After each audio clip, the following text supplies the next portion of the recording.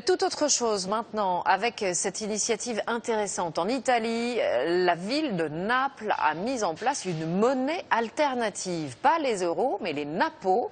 Et attention, ce n'est pas anecdotique. L'équivalent de 70 millions d'euros de bons ou de billets sont déjà mis en circulation. En l'utilisant, les clients obtiennent un rabais. Les commerçants espèrent ainsi relancer les affaires. Reportage de nos correspondants Renaud Bernat et Giona Messina. Malgré la couleur, ce ne sont pas des billets de Monopoly.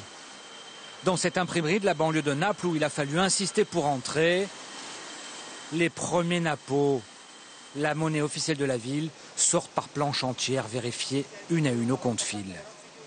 Chaque détail a son importance. Celle-ci est bien sortie.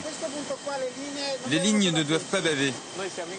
À la loupe, on doit pouvoir distinguer toutes les variations de couleurs. Et chaque billet est numéroté, bien sûr.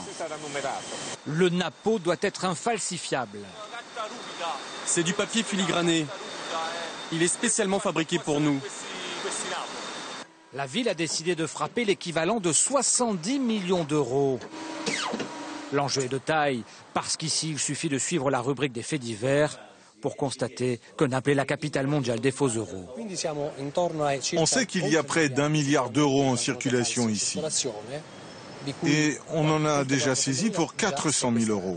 Naples veut lutter contre la fausse monnaie, mais en faisant tourner la planche à billets, la ville utilise aussi quelque chose vieux comme le monde pour relancer l'économie. C'est simple, l'utilisation de napos dans les commerces permettra à tous les consommateurs de la ville d'obtenir 10% de ristourne. Ou comment relancer la consommation? Une subvention déguisée, les napos ont été distribués gratuitement par la municipalité.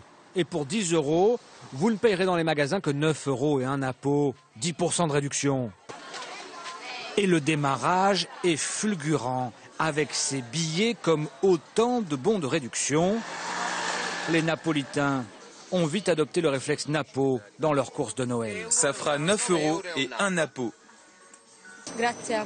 Ça nous fait une ristourne, on paye moins cher et ça m'incite à dépenser plus. Naples oblige, même les pizzaiolos jouent le jeu en tout. 100 000 boutiques dans toute la ville ont signé un contrat pour accepter les napos. Moi, je les accepte comme paiement et pour rendre la monnaie. Je vais les faire circuler. Et l'expérience de cette monnaie censée relancer les économies locales se propage déjà à d'autres régions d'Italie, en Sardaigne, au Piémont ou en Toscane, où on va là aussi battre monnaie. Et Naples de se réjouir d'être cité, une fois n'est pas coutume, en exemple vertueux.